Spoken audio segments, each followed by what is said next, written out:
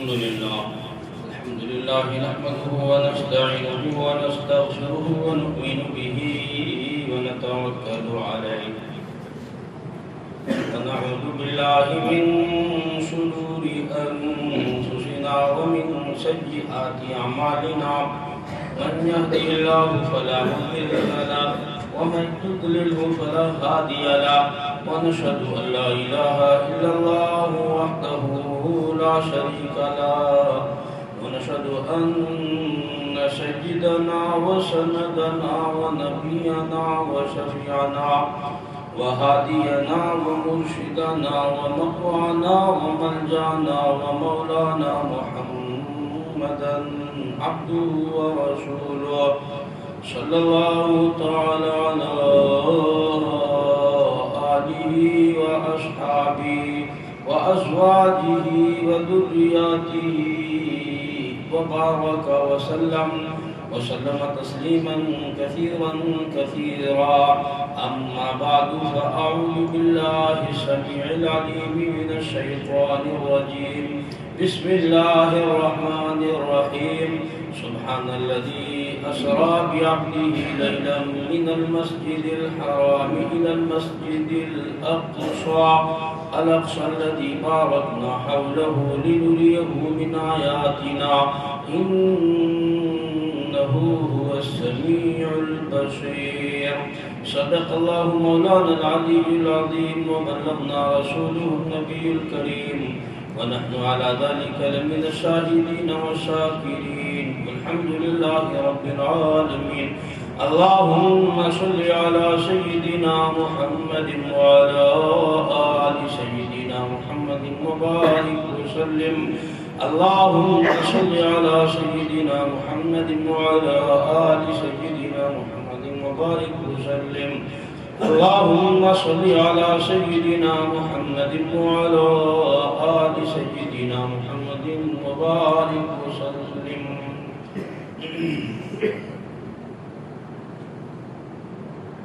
گزشتہ جمعے کو نبی پاک حضرت محمد رسول اللہ صلی اللہ علیہ وسلم کا معجزہ معراج کے بارے میں ذکر کر رہا تھا اور معراج کی وجہ تسمیہ آپ کو بتلائی تھی کہ جب مکے والوں سے آپ نا امید ہو گئے،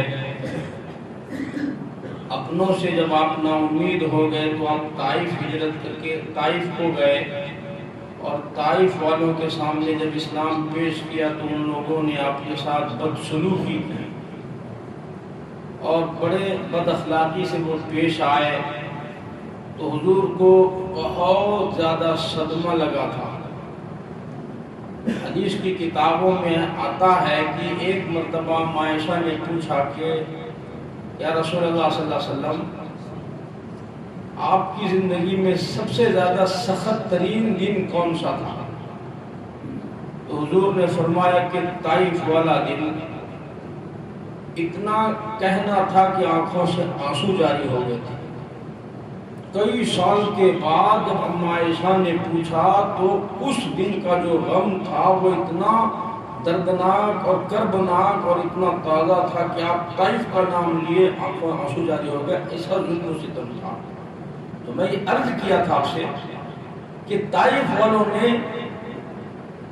آپ کی مہمان نوازی کے بجائے دھکے مار کر کے یوں کہو شہر سے نکال دیا، یوں کہو جیسے کہ بے عزت کر کے نکال دیا، اور یوں کہیے جب مکے میں پناہ نہیں ملی، طائف میں پناہ نہیں ملی، اور علماء نے ایک بات اور لکھی کتابوں میں، اور وہ یہ کہ آپ جب طائف تشریف لے گئے تھے تو آپ نے کسی کو بتایا نہیں تھا۔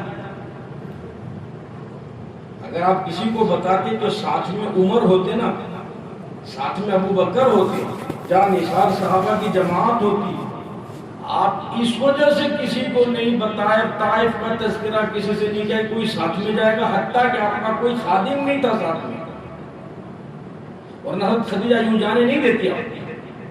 حضرت خدیجہ کی انتقال کے کچھ عرصے کے بعد معراج ہوا ہے، تو آپ اس وجہ سے کسی کے پاس ذکر نہیں کیے کہ یہ لوگ تو میری بات نہیں سنتے. خدا کی خواستہ ڈر بھی تھا نا کہ اگر وہ لوگ بھی نہیں مانے تو میسج کیا جائے گا لوگوں کے پاس, ہوگا کیا, بنے گا کیا. اس بات کا ڈر تھا. کسی سے تذکرہ نہیں کہ تنہا گیا. اور یہ بھی لکھا کہ تم پیدل سفر تھا, اور مکے سے طائف تقریباً 100 کلومیٹر کا فاصلہ ہے اور پیدل کا سفر تھا. وہ دور ایسا تھا, وہ زمانہ ایسا تھا, سڑکیں نہیں تھی, راستے نہیں تھے, سواریاں نہیں تھی. آپ سوچیں, اندازہ لگا تو بہت دکھ ہوا تھا. تو گویا ذلت کی انتہا ہو گئی تھی. تو میں نے بتایا تھا آپ کو کہ اللہ کے نبی نے دعا مانگی تھی وہاں پر, اللہ ایسے لوگوں کے حوالے آپ مجھے کیوں کرتے ہیں جو مجھے دیکھ کر, آپ کے پیغمبر اور رسول کو دیکھ کر دھوئیں چڑھاتے ہیں, تر شروع ہو جاتے ہیں, بد مزاج ہو جاتے ہیں, بد اخلاق لوگ جن کے اخلاق اتنے گر گئے کہ ایک آدمی 100 کلومیٹر چل کر کے آیا, بجائے ناشتہ چائے پانی پوچھنے کے یہ بے عزت کر کے ہمیں نکال لیتے ہیں. اے اللہ میں اپنی کمزوری کا آپ سے شکوہ کرتا ہوں, بے سر و سامانی کی شکوہ آپ سے کر رہا ہوں, بے یار و مددگار ہوں. تو اللہ تبارک تعالیٰ کے نبی نے دعا مانگی کہ اللہ اے کاش میرا بھی کوئی ہمدرد ہوتا جس سے میں اپنا دکھ اور درد شیئر کرتا, میرا بھی کوئی ہمجولی کوئی ساتھی ہوتا, کوئی ہمدرد ہوتا, کوئی دوست ہوتا تو میں اسے اپنا غم شیئر کر لیتا, بوجھ ہلکا ہو جاتا. کوئی نہیں تھا آپ کے پاس, کوئی. اس وقت اللہ نے یہ فیصلہ فرمایا کہ میرے نبی میں آپ کا دوست ہوں, میں آپ کا ہمدرد ہوں, میں نے آپ کی باتیں سنی, میں نے آپ کا دکھ اور درد دیکھا, اور میں آپ کے غم اور دکھ اور درد کو شیئر کرنے کے لیے میں تیار ہوں. چنانچہ فرشتوں کو بھیجا, فرشتوں کا جاؤ میرے محبوب کو جا کر آپ نے جو کچھ کہا آپ کو پروردگار نے وہ سن لیا اور وہ دیکھ رہا ہے. انہو هو السمیع البصیر, وہ دیکھنے والا ہے اور سننے والا ہے. اس جگہ پہ انہو هو السمیع العلیم نہیں فرمایا, سمیع البصیر, کیونکہ آپ جو کچھ کہہ رہے ہیں وہ سن رہا ہے, اور جو آپ کے ساتھ معاملہ ہوا براہ راست خود اللہ نے دیکھا ہے. وہ انہو هو السمیع البصیر. بڑی حکمت ہے قرآن کریم کے ایک الفاظ کا ساتھ. تو فرشتوں کو بھیجا, میرے محبوب کو تسلی دو, ہم نے آپ کو کبھی تنہا نہیں چھوڑا ہے, آپ اجازت دیں, ان کو صفحہ ہستی سے مٹا دوں گا, ختم کر دوں گا. میں نے بتایا تھا آپ کو کہ اللہ نے آپ کے دل میں امت کی جو محبت ڈالی ہے نا, جو شفقت ڈالی ہے, وہ ماں کے ممتا کی محبت ہے, باپ کی محبت نہیں ہے. اگر باپ جیسی محبت ہوتی تو باپ کبھی تھپڑ لگاتا, کبھی لقمہ کھلاتا. باپ دھکے مار کے گھر سے بھی نکال دیتا, پھر بلاتا بھی آ جا. ایک ماں بیچاری ہے جو صرف روتی رہتی ہے, تھپڑ نہیں لگا سکتی, برا بھلا نہیں کر سکتی, اپنے بچے کو بددعائیں نہیں دے سکتی. عجیب علم کے مالک ہوتی ہے ماں. تو اللہ کے نبی کے دل میں ماں جیسی شفقت تھی, تو ان کو ہلاک و برباد کرنا تو دور کی بات, بددعا تک کرنا گوارا نہیں کیا. بس صرف اتنا کہا, اللہ اگر آپ ناراض نہیں ہیں, آپ ناراض نہیں ہیں تو مجھے کوئی شکوہ شکایت نہیں, کوئی بات نہیں, کوئی غم نہیں. انہوں نے مجھے پتھر مارا, کھانا نہیں پوچھا, پانی نہیں پوچھا, میں نے ان کو معاف کر دیا, اب مجھے کوئی شکوہ شکایت نہیں ہے. اللہم اہدی قومی فإنہم لا یعلمون. اے اللہ آپ میری ان قوم کو ہدایت دے دیجئے, سچ بات یہ ہے کہ یہ مجھے نہیں جانتے, آپ ان کو ہدایت دے دیجئے, یہ مجھے نہیں جانتے. اگر یہ جانتے تو پتھر مارتے کیا, یہ نافرمانی کرتے کیا؟ یہ مجھے نہیں جانتی ہے. اگر یہ مجھے جان جاتے تو میرے ایک ایک اشارے پر اپنی جان قربان کرتے. یہ نہیں جانتے اس لیے پتھر مارے, تو انجانے میں یہ گناہ ہوا. اب جو بندہ جان بوجھ کر کے نافرمانی کرے گا، آپ سوچو کیا وہ مسلمان رہے گا؟ اللہ نے ان کے لیے ہدایت، اللہ کے نبی نے ہدایت کی دعا کی، چنانچہ اسی قبیلے سے، اسی خاندان سے جو 3 بھائی تھے، عبد، لیل اور وہ جو سردار تھے قبیلہ بنو ثقیف، انہی میں سے محمد بن قاسم پیدا ہوئے، جو وہاں سے طائف سے لے کر ہندوستان تک کا سفر کیا اور اتنی جگہوں میں انہوں نے دین پھیلایا۔ تو اللہ تبارک تعالیٰ نے ذلت کی جب انتہا ہوئی تو عزت کی انتہا کا فیصلہ فرمایا، جبریل امین کو حکم دیا، جاؤ میرے محبوب کو بلا لے کر کہ آپ کا پروردگار آپ کے ساتھ ہے۔ ہم نے دیکھا، ہم نے سنا، جبریل امین تشریف لائے، میکائیل ساتھ میں ہیں۔ علماء نے لکھا یہی رجب کا مہینہ ہے، 27ویں رجب، بعض نے کہا ربیع الاول کا مہینہ تھا، ربیع الثانی کا، مہینے میں اختلاف ہے، تاریخ میں اختلاف ہے، وغیرہ وغیرہ۔ میں نے بتایا تھا آپ کو، آپ حضرت ام ہانی کے گھر میں آرام فرما رہے تھے،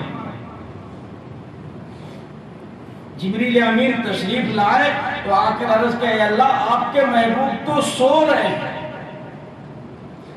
اللہ تبارک تعالیٰ نے بہت سارے احکام سے پردہ ہٹانا تھا اور بہت سارے مسائل کو امت کو سمجھانا تھا اور بتلانا تھا کہ دیکھو جو سو جاتا ہے وہ خدا نہیں ہوتا ہے، وہ تو مصطفیٰ ہو سکتا ہے، نبی ہو سکتا ہے، رسول ہو سکتا ہے، نبی کو بھوک لگتی ہے، پیاس لگتی ہے، سردی گرمی لگتی ہے، بیوی بال بچے ہوتے ہیں، وہ خدا نہیں ہوتا، اور جو خدا نہیں ہوتا وہ مشکل کشا نہیں ہوتا، حاجت روا نہیں ہوتا۔ جس کو خود حاجت ہے وہ حاجت روا کیسے ہوگا؟ حاجت روا اس کو کہتے ہیں، مشکل کشا اسے کہتے ہیں جسے کوئی مشکل پیش نہ آئے اور وہ سب کی مشکلیں حل کرتا ہو۔ حاجت روا اسے کہتے ہیں جسے کوئی حاجت نہ ہو، وہ سب کی حاجتیں پوری کرتا، وہ صرف اللہ ہے۔ تو چنانچہ آپ سو رہے تھے کہ جبریل نے کہا، اے اللہ آپ کے محبوب سو رہے ہیں، اب ان کو جگاؤں کیسے؟ چونکہ معراج کی رات تھی اور رات عظیم الشان ہونے والی تھی، عمل بڑا اونچا تھا، کام بڑا اونچا تھا، اور میں نے بتایا تھا کہ سارے پیغمبروں کی معراج زمین پر ہوئی ہے، صرف ایک آپ ایسے ہیں جس کی معراج عرش پر ہوئی ہے، آسمانوں سے بھی بلند و بالا عرش ہے اور عرش پر آپ کی معراج ہوئی ہے، آسمانوں میں نہیں ہوئی ہے، 7 آسمان کا آپ سیر کیے ہیں، عرش پر آپ کا معراج ہوا۔ تو اللہ کے نبی صلی اللہ علیہ وسلم کے بارے میں لکھا کہ یہ رات بہت بابرکت رات ہے، اس لیے جبریل آج کے رات تو ہمیں بہت سارے مسائل سمجھانا ہے، اور یہ بھی سمجھانا امت کو کہ جبریل تمام فرشتوں کا سردار ہے اور حضرت محمد رسول اللہ صلی اللہ علیہ وسلم یہ تمام کائنات کے سردار ہیں۔ اب جبریل نور سے بنا ہے، جبریل نوری فرشتہ ہے، اللہ کے نور سے فرشتے پیدا کیے گئے، اور حضور حضرت عبداللہ کے بیٹے ہیں، عبد المطلب کے پوترا ہیں، آمنہ کا آپ یتیم ہیں، اور جو ہے آپ مکے کے ہیں، حلیمہ کی بکریاں چرانے والے ہیں۔ آج امت کو یہ مسئلہ بھی سمجھانا ہے، نوری کا مقام زیادہ ہے یا عبداللہ کے بیٹے کا مقام بلند ہے؟ اشرف المخلوقات ہے، آپ سید البشر ہیں، اور یہ سید الملائکہ ہیں۔ انسانوں کو اللہ تبارک تعالیٰ نے مٹی سے پیدا کیا اور فرشتوں کو اللہ نے نور سے پیدا کیا ہے۔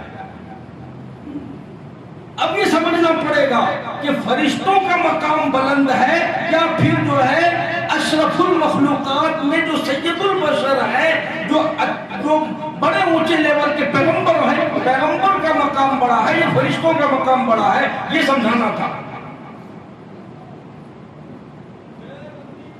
جبریل امین عرض کیا، یا رسول اللہ صلی اللہ علیہ وسلم،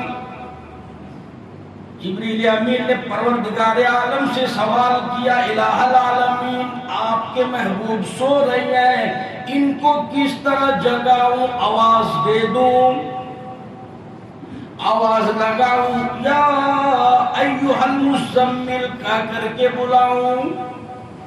اللہ نے فرمایا نہیں نہیں، یا نبی اللہ کہوں، یا رسول اللہ کہہ دوں، یا حبیب اللہ کہہ دوں، آواز لگا کر کے جگاؤں؟ اللہ فرماتے ہیں نہیں نہیں، اور جبریل میرا محبوب کا مقام بہت بلند ہے، آج دنیا والوں کو بتا دو نوری کا کیا مقام ہے اور میرے محبوب کا کیا مقام ہے۔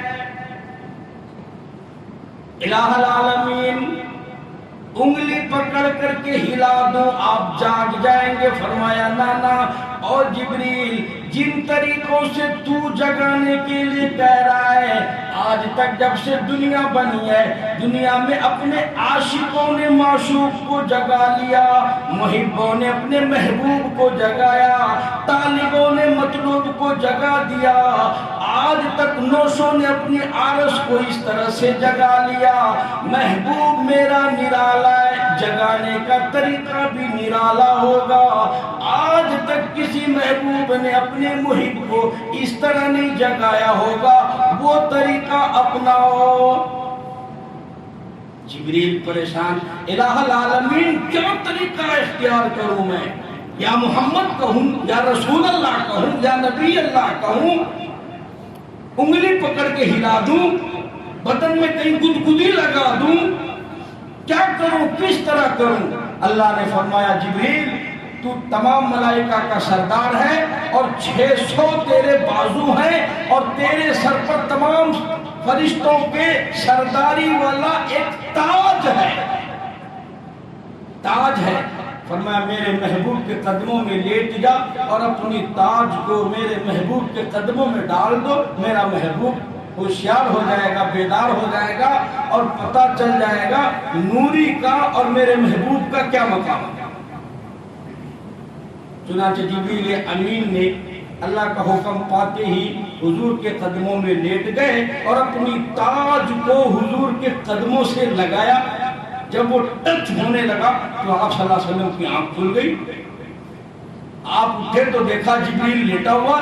ارے جبریل یہ کیا حالت ہے، یہ کیا ہے؟ یا رسول اللہ صلی اللہ علیہ وسلم، اللہ تبارک تعالیٰ نے آپ کو بلایا ہے، میں آپ کو لینے آیا ہوں، میرے ساتھ یہ میکائیل ہے، اور حرم شریف میں ادھر براق آیا ہوا ہے، اللہ نے آپ کو معراج کرانا ہے، آپ ہمارے ساتھ چلیں۔ چنانچہ حضور وہاں سے اٹھے، وضو فرمایا، اور اس کے بعد جو ہے کنڈی کھولی، اور وہاں سے آپ نکل کر کے چلے، حرم شریف لے گئے۔ حرم شریف لے جا کر کے آپ کے سینے مبارک کو چاک کیا، دل کو نکالا زمزم سے اور حوض کوثر کے پانی سے آپ کے جو ہے سینے مبارک کو، دل کو صاف کیا، پھر اپنی جگہ رکھا، اور اس کے بعد پھر وہاں سے سفر شروع ہوا۔ معراج کی 2 قسمیں ہیں، ایک سفر زمینی ہوا ہے اور ایک سفر آسمانی ہوا۔ قرآن نے دونوں کو الگ بیان کیا۔ فرمایا سبحان الذی اسرا، زمین کے سفر کو فرمایا اسرا، میں نے سیر کرائی، میں نے سیر کرائی، اسرا بعبدہ، اپنے بندے کو، لیلم، رات کے تھوڑے حصے میں، پوری رات میں نے سیر نہیں کرائی، آدھی رات میں نے سیر نہیں کرائی۔ قرآن کریم کے الفاظ پر غور کرو، فرمایا لیلم، تھوڑے سے حصے میں، من المسجد الحرام الی المسجد الاقصی، مسجد حرام سے مسجد اقصی تک، بیت فرمایا مکہ مکرمہ سے فلسطین تک، اتنے سفر کو علماء نے فرمایا اسرا فرمایا۔ اس کا تذکرہ یہاں پر فرمایا اسرا، اس کے بعد پھر مسجد اقصی آپ کو لے جایا گیا۔ علماء نے لکھا کہ اللہ تبارک تعالیٰ نے اور آگے بیان فرمایا، ہم نے آپ کو عجائبات دکھائے، لِنُرِيَهُ مِنْ آیَاتِنَا، میں نے اپنے محبوب کو اپنی نشانی دکھائی، بڑی بڑی نشانیاں اور بڑے بڑے فیصلے فرمائے۔ آپ جب براق پر وہاں سے سوار ہوئے تو آپ نے جبریل کو کہا جبریل آ جاؤ، اس براق میں جو ہے جگہ بہت ہے، بیٹھ جاؤ۔ علماء نے لکھا ہے کہ جب آپ براق پر سوار ہونے لگے تو وہ براق جنت میں بہت دنوں سے چل رہا تھا، کھا رہا تھا، پی رہا تھا۔ جو جانور سواری جس جانور پر کرنا ہوتا ہے تو پہلے اس کو ٹریننگ دی جاتی ہے، سواری کے لیے اس کو تیار کیا جاتا ہے۔ جانوروں میں بعض جانور سواری کے لیے ہیں، بعض جانور ہل جوتنے کے لیے، بعض جانور چرانے کے لیے، بعض جانور کاٹ کے کھانے کے لیے وغیرہ وغیرہ۔ تو جن جانوروں پر سواری کرنا ہو تو مستقل سواری کی اس کو ٹریننگ دینی پڑتی ہے۔ ایک بار بیٹھو آپ کو اٹھا کے پھینک دے گا، نخرے کرے گا، نہیں دے گا بیٹھنے، اس کو گدگودی ہوتی ہے، اللہ جانے کیا ہوتا ہے۔ بلکہ اس کو سدھایا جاتا ہے، سکھایا جاتا ہے، تب وہ سواری کے قابل ہوتا ہے۔ ہر کوئی جا کے اس پہ نہیں بیٹھ سکتا۔ علماء نے لکھا حضور جب بیٹھنے لگے تو براق اچھل کود کرنے لگا، شوخی دکھانے لگا، جس طریقے سے عموماً جانور کرتے ہیں، ہاتھ لگاؤ تو وہ کمر ہلاتے ہیں۔ جبریل نے کہا براق تمہیں پتا ہے کہ تمہارے اوپر کون سوار ہیں، اور تم جو ہے بدتمیزی کر رہے ہو، تمہیں معلوم ہے کہ یہ کون ہے؟ امام الانبیاء ہیں، یہ دو جہان کے سردار ہیں۔ علماء نے لکھا اتنا سنتے ہی براق پسینے میں شرابور ہو گئے، میرے سے یہ کیا بھول ہو گئی، میرے سے کیا غلطی ہو گئی۔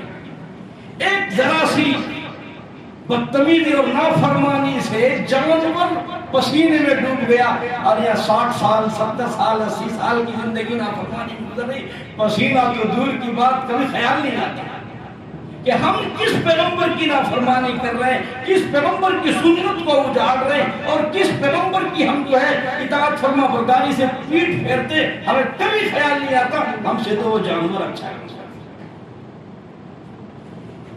جانور کہنے لگ گیا یا رسول اللہ صلی اللہ علیہ وسلم، میرے دل کی تمنا ہے، میرے دل کی حسرت ہے، میں نے آپ کی بے ادبی نہیں کی، بلکہ آپ سے ایک وعدہ لینا ہے، ایک عہد لینا ہے، اور وہ یہ ہے کہ آج آپ وعدہ کرو جب آپ کل قیامت میں جنت میں جاؤ گے، وہ جنت میں جانے پر جس سواری پر سوار ہو کے جاؤ گے، وہ عزت وہ شرف آپ مجھے عطا کرنا، وعدہ کرو۔ اس لیے میں نے یہ بات بدتمیزی کی تھی، اور میری بدتمیزی کرنے کا کوئی اور ارادہ نہ، فرمانی کرنے کا کوئی سوال پیدا نہیں ہوتا ہے۔ آپ سوار ہو گئے، آپ نے وعدہ کیا کہ براق پہ سوار ہو کر میں آپ جنت میں جاؤں گا، تو جبریل کو کہا بیٹھ جاؤ، آگے بہت جگہ ہے، چونکہ رہبر تو آپ ہو نا، آپ رستہ دکھاؤ گے، آپ چلاؤ گے۔ آپ جبریل امین نے عرض کیا یا رسول اللہ صلی اللہ علیہ وسلم میری کیا مجال ہے، آپ کے آگے میں بیٹھ جاؤں، یہ جبریل کا مقام نہیں۔ ٹھیک ہے، میں تمام فرشتوں کا سردار ہوں، آسمانوں میں رہنے والے فرشتوں کا سردار ہوں، زمین پہ رہنے والے بیت المعمور میں رہنے والے فرشتوں کا سردار ہوں، لیکن میری ہمت نہیں، جرت نہیں آپ کے سامنے بیٹھ جاؤں، بہت اونچا مقام آپ کا۔ ٹھیک ہے جبریل، چلو پیچھے بیٹھ جاؤ۔ ارے ادھر بھی بہت جگہ ہے، براق بہت بڑا، ایک آدمی بیٹھ کے پیچھے بہت جگہ ہے۔ جبریل نے عرض کیا یا رسول اللہ صلی اللہ علیہ وسلم میری اتنی ضرورت نہیں کہ جس سواری پر آپ سواری کریں اس میں جبریل بیٹھ جائے۔ ارے بابا ساتھ تو جاؤ گے نا، اکیلا چھوڑ دو گے مجھے، کہاں جانا، کیا جانا، کیسے جانا؟ ہاں ساتھ جاؤں گا آپ کا ساتھ میں بھی چلوں گا، لیکن اس سواری پر میں سوار نہیں ہو سکتا۔ یوں لکھا ہے کہ میں آپ کے ساتھ ساتھ جہاں پر آپ قدم رکھتے ہیں جہاں پر آپ کے قدم رکاب ہے، جہاں پر آپ کے قدم مبارک ہے، وہاں جبریل کی منزل ہے، وہاں جبریل کی جگہ ہے۔ میں آپ کے رکاب پر سوار ہو جاؤں گا اور آپ کے ساتھ ساتھ یوں ہی چلتا رہوں گا۔ حضور فرماتے ہیں جہاں میری نگاہ پڑتی تھی وہاں براق کے قدم پڑتے تھے۔ براق اصل میں آیا ہے برق سے، برق کہتے ہیں کرنٹ کو، بجلی کو۔ آپ یہاں بٹن دبائیں، جتنا دور ہوگا فوراً بٹن جو ہے دباتے ہی لائٹ آن ہو جائے گی۔ اس رفتار سے وہ براق گزر رہا تھا، سفر طے ہو رہا تھا۔ جبریل امین نے عرض کیا یا رسول اللہ صلی اللہ علیہ وسلم اتر جائیں۔ مکے سے سفر چالو ہو گیا، تھوڑے دور کے فاصلے پر فرمایا اتر جائیں، یہاں پر 2 رکعت نماز ادا کریں۔ آپ صلی اللہ علیہ وسلم وہاں اتر گئے۔ اترنے کے بعد دیکھا کھجوروں کے باغ ہے، ہریالی ہے اور خوشبو آ رہی ہے۔ حضور نے 2 رکعت نفل نماز ادا کی۔ فرمایا یا رسول اللہ صلی اللہ علیہ وسلم یہ آپ کی ہجرت کی جگہ بنے گی، یہ بعد میں مدینۃ الرسول بنے گا۔ آپ نے مدینے میں اتر کر نماز ادا کی، یہ آپ کی ہجرت کی جگہ ہوگی۔ ہم پہلے آپ کو دکھا دیتے، تسلی رکھیں آپ۔ مدینے میں اترے، 2 رکعت نماز پڑھی، اللہ کا شکر ادا کیا، پھر چلے وہاں سے۔ پھر ایک مقام آیا، کہا یا رسول اللہ یہاں اتر گیا، یہ بیت اللحم ہے، عیسیٰ علیہ السلام کی پیدائش کی جگہ ہے۔ فلسطین آ گئے، بیت اللحم آ گئے، مولود عیسیٰ، باب اللد، ابھی وہاں ایک بہت بڑا دروازہ بنا ہوا ہے، آرچ بنا ہوا، جس کو یہ لوگ باب اللد کہتے ہیں۔ وہیں پر اسی جگہ پر دجال کو حضرت عیسیٰ علیہ السلام پکڑیں گے اور وہیں پر اس دجال کا خاتمہ ہوگا اور اس امت کا مسئلہ حل ہوگا۔ اس جگہ آپ 2 رکعت نماز ادا کیجئے۔ بیت اللحم میں آپ پہنچے، وہاں پر آپ نے 2 رکعت نماز ادا کی۔ اس کے بعد مسجد اقصیٰ یہ سواری جا کے رکی۔ مسجد اقصیٰ میں تمام پیغمبر پہلے سے موجود تھے، تمام رسول، حضرت آدم سے لے کر کے حضرت عیسیٰ علیہ السلام تک سارے نبی موجود تھے۔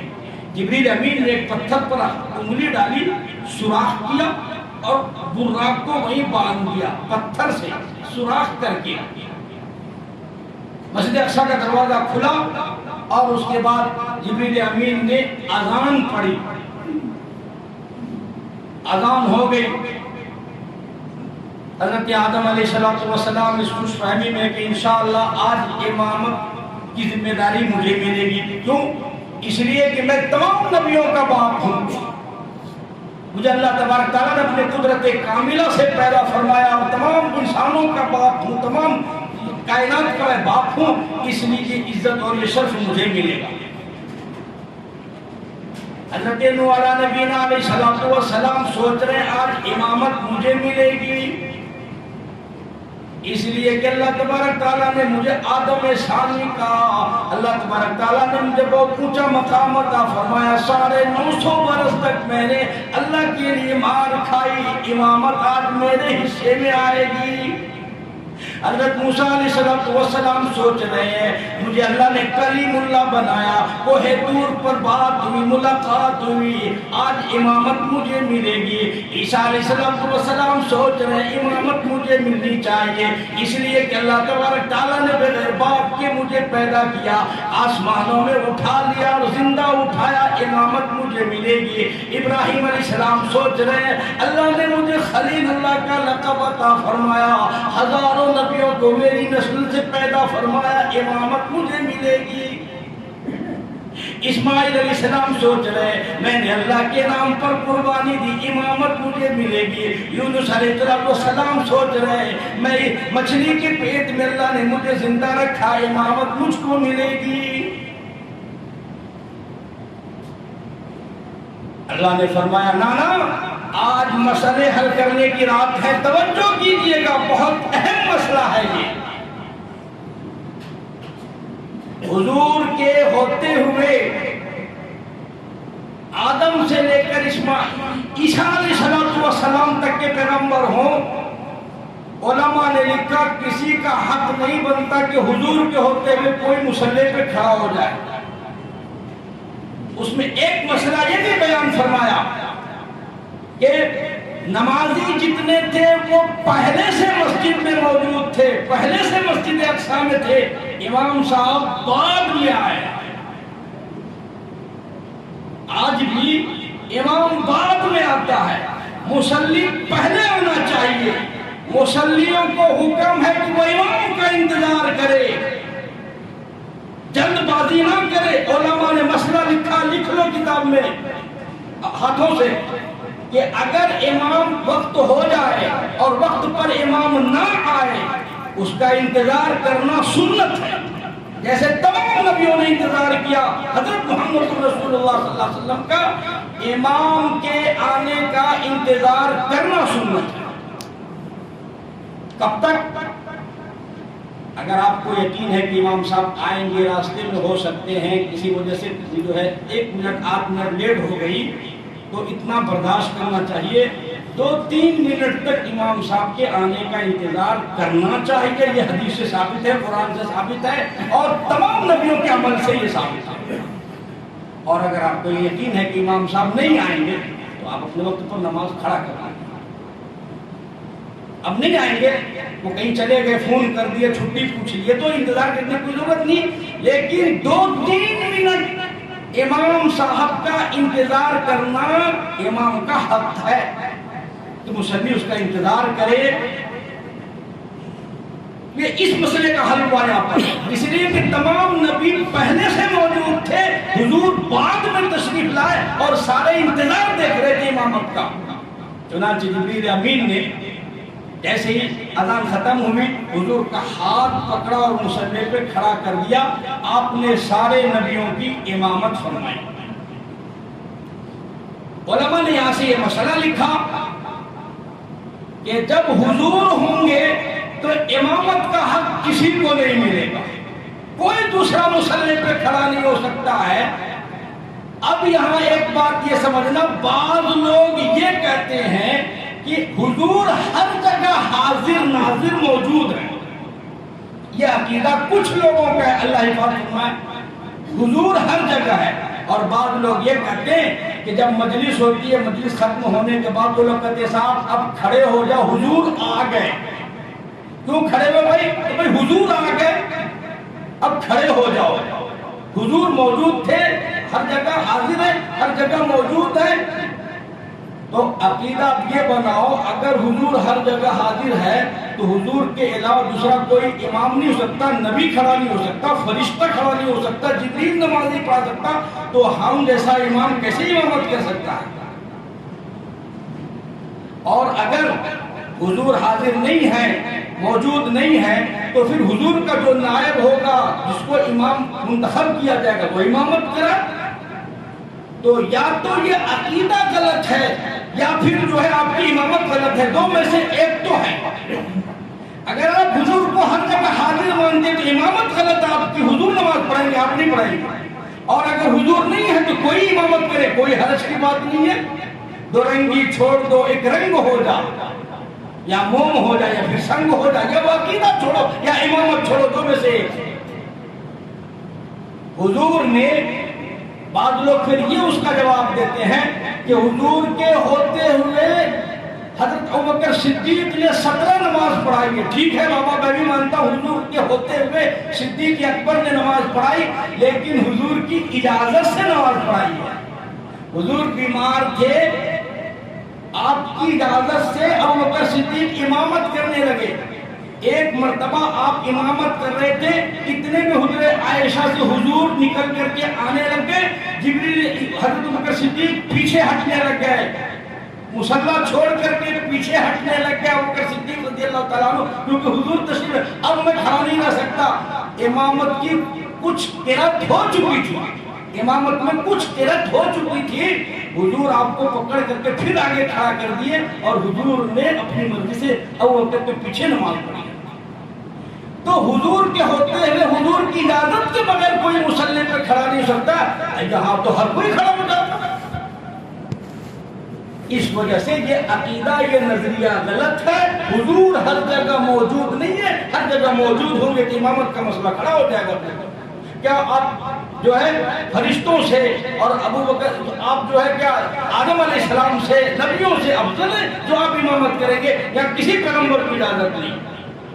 حضور نے نماز پڑھائی، سلام پھیرا، سب سے پہلے اٹھ کے کھڑے ہوئے حضرت آدم علیہ نبی علیہ السلام خطبہ حمدیہ پڑھا اپنے اور بیان فرمایا کہ الحمدللہ اللہ نے میرا بھی نام بلند کر دیا کہ میری نسل سے اور میری جو ہے نسل سے آپ جیسے پیغمبر کو اللہ نے مبعوث فرمایا ہے، میرے بیٹے آپ نے میرا نام روشن کر دیا۔ پھر حضرت ابراہیم علیہ السلام نے تمہیدی خطبہ دیا، پھر داؤد علیہ السلام نے اس طریقے سے فردن تمام نبیوں سے ملاقات ہوئی، ملاقات ہونے کے بعد پھر وہاں سے آپ کا معراج شروع ہوا۔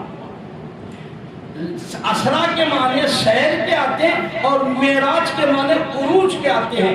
زمینی سفر کو اسرا اور آسمانی سفر کو معراج، عروج کے معنی بلندی کے معنی آتے ہیں۔ جب آپ آسمانوں میں جانے لگ گئے تو اللہ تبارک تعالیٰ نے پہلی الفاظ جو فرمایا سبحان، اللہ کی ذات پاک ہے جو آپ کو لے گیا۔ کوئی نہ پوچھے کون لے گیا، کیسے لے گیا، کس کو لے گیا، کس طرح سے۔ اللہ نے کہا کہ یہ سب مسئلے سے اللہ پاک ہے، مشکلات سے، پریشانیوں سے، تکلیفوں سے اللہ پاک صاحب ہے، وہ اپنے بندے کو لے گیا۔ حضور معراج شریف میں جا رہے، پہلے آسمان پر جبریل نے دستک دیا، فرمایا من دکل باب، کون ہے؟ فرمایا انا جبریل، میں جبریل ہوں۔ فرمایا من معیہ، آپ کے ساتھ کون ہے؟ فرمایا معیہ محمد، میرے ساتھ حضرت محمد الرسول اللہ صلی اللہ علیہ وسلم ہے۔ پہلے آسمان کے فرشتے سب مشتاق تھے۔ شاعر نے کہا کہ معراج کی شب میں دھوم مچی، وہ عرش پہ آنے والے ہیں، مشتاق زیارت آ جاؤ، وہ جلوہ دکھانے والے ہیں۔ فرشتوں آ جاؤ، میرا محبوب آیا۔ علماء نے لکھا ہے 70,000 فرشتوں کی قطار سیدھی طرف، 70,000 فرشتوں کی قطار بائیں طرف، 70,000 فرشتوں کی قطار سامنے کھڑی ہے۔ حضور پاک صلی اللہ علیہ وسلم تشریف لے جا رہی ہے اور لوگوں سوچو کہاں فرشتوں کا مقام ہے، کہاں امام الانبیاء حضرت محمد الرسول اللہ صلی اللہ علیہ وسلم کا مقام ہے۔ اللہ نے فرمایا کل حلیمہ کی بکریاں چرایا کرتا تھا، کل میرے محبوب کو تم نے پتھر مارا تھا، میرے محبوب کو تم نے لہو لہان کر دیا۔ آؤ دنیا والوں دیکھو میرے محبوب کا کیا مقام ہے۔ جہاں فرشتوں کا مقام ختم ہوتا ہے، انتہا ہوتی ہے، اللہ نے فرمایا وہاں سے میرے محبوب کی ابتدا ہوتی ہے۔ آؤ دیکھتے جاؤ میرے محبوب کا کیا مقام، اتنا اونچا مقام۔ فرمایا فَكَانَ قَابَ قَوْسَيْنِ أَوْ أَدْنَىٰ فَأَوْحَىٰ إِلَىٰ عَبْدِهِ مَا أَوْحَىٰ۔ اتنا اونچا گئے، اتنا اونچا گئے، تبھی تو اتنا سارا اختلاف ہوا ہے اس حدیث پر کہ لوگ آج بھی ماننے تیار نہیں، انسان ہو کر، جسم ہو کر، جان ہو کر، آنکھ ناک کان ہو کر کہ کوئی اتنا اونچا نہیں جا سکتا۔ سائنسدان آج تک اس کو تسلیم نہیں کرتے۔ ہم مسلمان ہیں، ہم نے کہا سبحان، جو کچھ کسی سے نہیں ہو سکتا وہ میرے پروردگار سے ہو سکتا ہے، اس پر ہمارا ایمان ہے۔ اللہ ایمان کامل نصیب فرمائے، بزرگ کی اتباع نصیب فرمائے، اللہ تعالیٰ کہنے سنت عمل کی توفیق عطا فرمائے۔ باقی انشاءاللہ اس کا ضمیمہ، تتمہ، اس کے خلاصہ، معروضات، بہت ساری باتیں ابھی اور مسائل حل ہونا ہے، ابھی رات باقی ہے، بات باقی ہے، ابھی ختم نہیں ہوئی ہے۔ یہ سب عقائد سے پردہ ہٹنا ہے اور رات کی جو تاریخی کلیئر ہونا ہے تاکہ امت کو سمجھ میں آ جائے نبی کس کو کہتے ہیں۔ اللہ پاک صحیح سمجھ عطا فرمائے۔ وآخر دعوانا الحمدللہ رب العالمین۔ جو لوگ سننے سے فارغ، سنتوں سے فارغ ہو جائے۔ السلام علیکم۔